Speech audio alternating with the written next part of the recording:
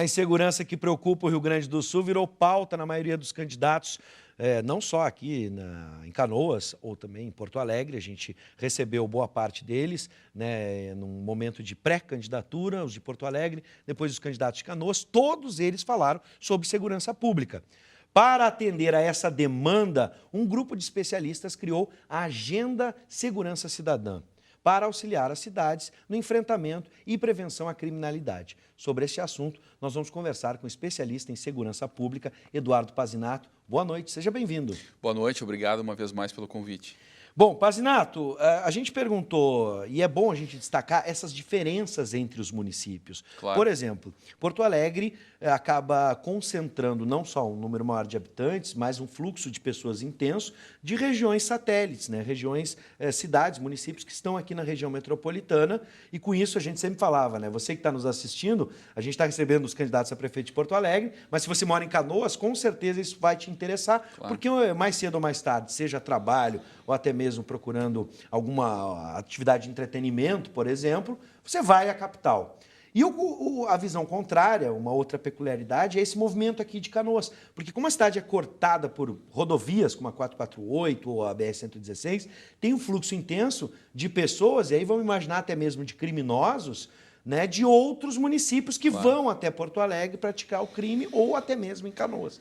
Essas peculiaridades levam a planos e projetos diferentes em segurança pública? Não tem dúvida. Na verdade, o crime e a violência não delimitam a sua atuação por fronteiras físico-geográficas, né, que, na verdade, informam os limites, né, do município de Porto Alegre com Canoas. Sim. Na verdade, esta dinâmica é muito fluida e o que existe é cada vez mais uma interiorização, inclusive, do fenômeno da violência e do crime, não só no estado do Rio Grande do Sul, como no Brasil como um todo.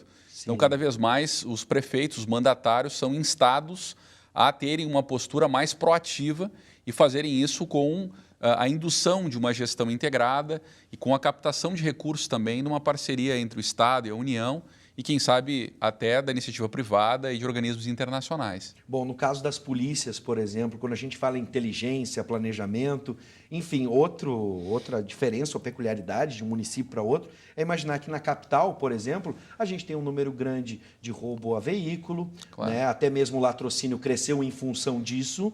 E cidades, por exemplo, do interior, cidades menores, esse índice deve ser menor.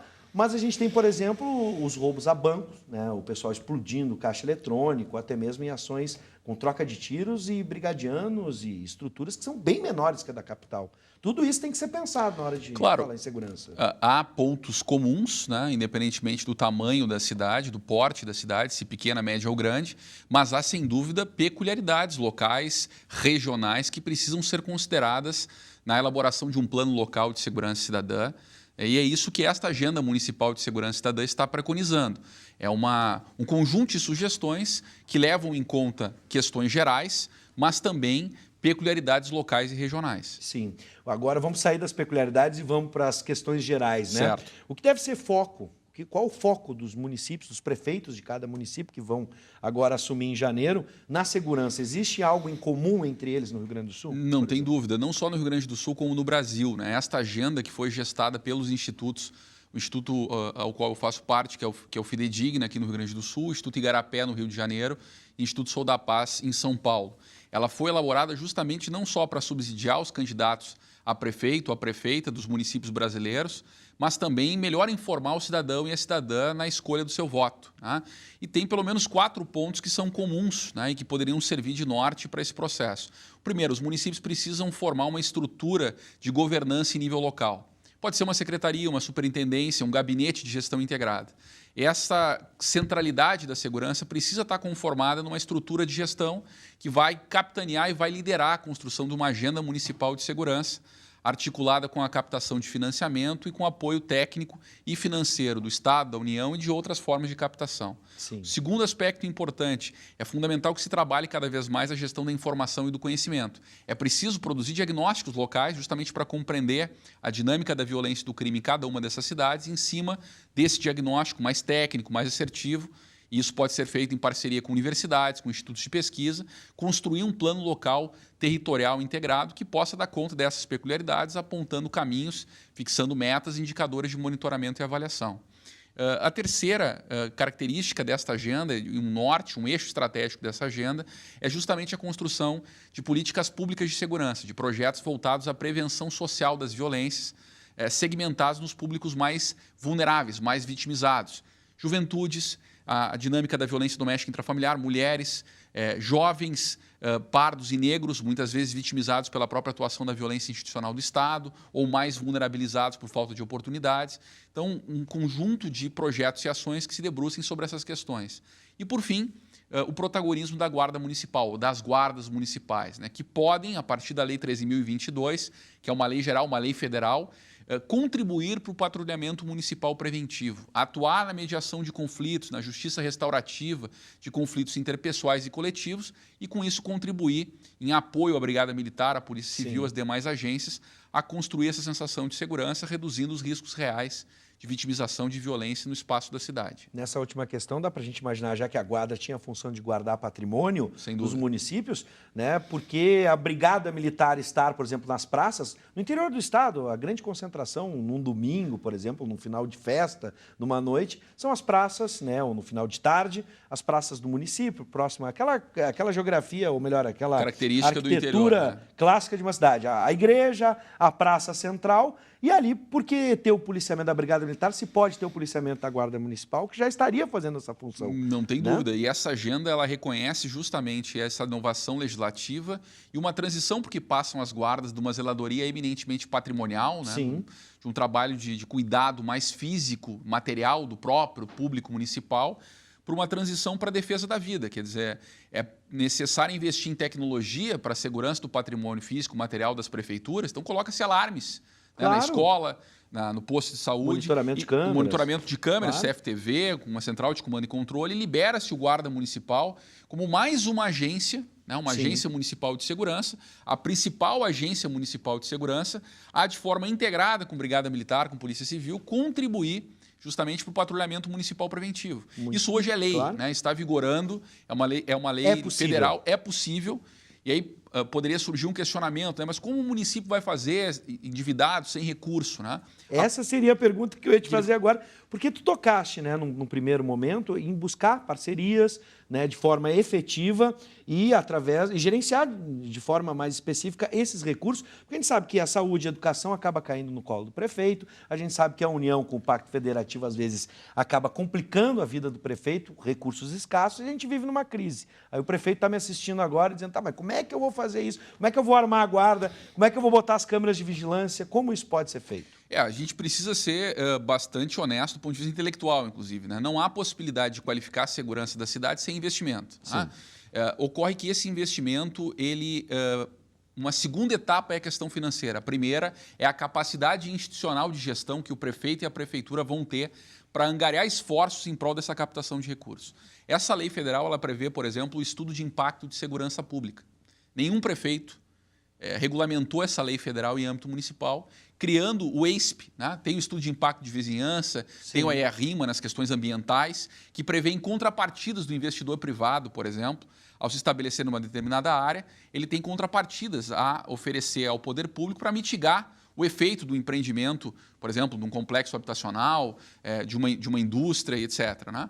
Bom, esta lei federal que regula e que normatiza essa mudança do perfil de atuação das guardas municipais também preconiza a criação de um estudo de impacto de segurança, sim, que poderia ser uma fonte extra de receita, não com recurso municipal, mas vinda do empreendedor que aplica recursos naquela cidade, sim, e que poderia carregar recursos para um fundo municipal de segurança. Perfeito. Uma outra é buscar recursos com conveniamento com o governo federal, então ao Fundo Nacional de Segurança Pública, e havendo uma estrutura com capacidade técnica, poderia elaborar projetos no rol desta agenda de segurança cidadã para buscar esses recursos com o governo federal. Uma outra dimensão, buscar parcerias institucionais. Não há recurso no Estado, mas há a possibilidade de um patrulhamento municipal preventivo integrado, da guarda com a brigada. Isso traz mais sensação de segurança, reduz o risco de violência e o diferencial da segurança acaba atraindo também investimentos econômicos na cidade. Claro, cidade segura. Cidade óbvio. segura, maior atração de investimentos. Né?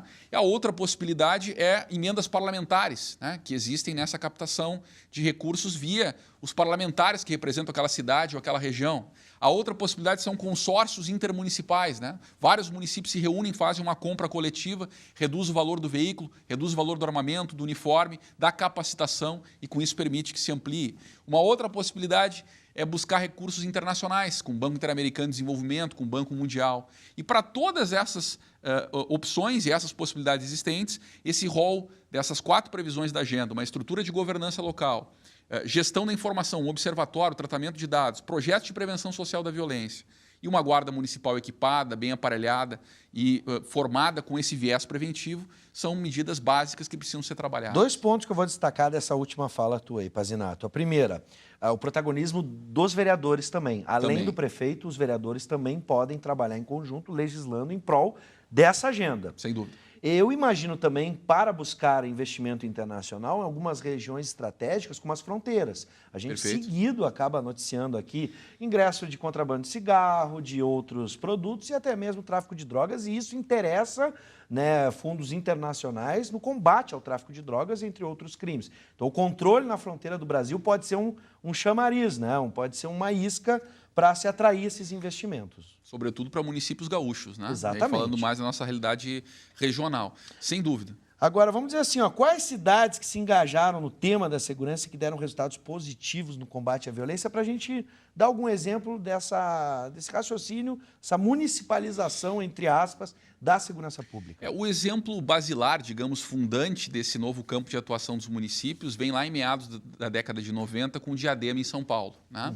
É ainda hoje considerado um case de como o município pode atuar nessa área. Nós tivemos ao longo dos anos 2000, já sob a égide do Programa Nacional de Segurança Pública com Cidadania, várias experiências no Brasil municipais, né? Pegando só o caso do Rio Grande do Sul, nós temos todo o eixo metropolitano da Serra Gaúcha, da região norte e da metade sul envolvidos nesse processo. Pelo menos 62 cidades gaúchas atuam de modo mais proativo na área da segurança. Vou te citar 2 do nosso eixo metropolitano, Canoas e Novo Hamburgo, né? São 2 cidades que investiram ao longo dos últimos anos exatamente na conformação de uma política municipal de segurança cidadã, né? Os resultados apareceram e vêm aparecendo em Canoas. Óbvio que há avanços, né, e retrocessos, isso é parte desse fluxo de incidência da dinâmica da violência e do crime e também do contingenciamento de recursos no âmbito federal, no âmbito estadual, obviamente tudo impacta o funcionamento. Mais recentemente, o município de Novo Hamburgo inovou ao buscar recursos, inclusive, do Banco Interamericano de Desenvolvimento. Nós estamos lá implantando um observatório da segurança cidadã, em parceria com o Núcleo de Segurança Cidadã da Faculdade de Direito de Santa Maria, e vemos que neste semestre houve uma redução de 37% dos homicídios, de 100% dos latrocínios, né? 22 vidas foram salvas por conta de uma política de segurança que coloca a vida no centro desta atuação.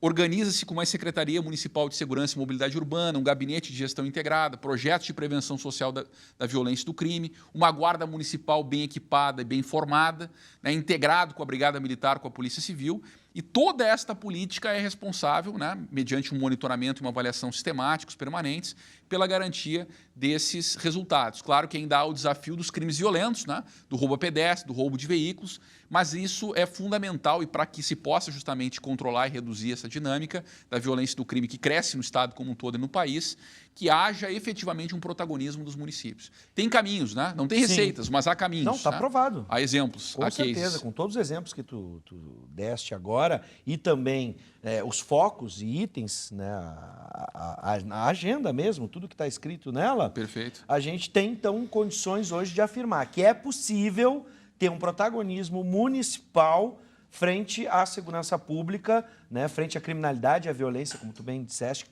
está crescendo não só na região metropolitana, mas em todo o estado e país. É possível, isso está claro. Bem organizado, né, e bem estruturado é possível.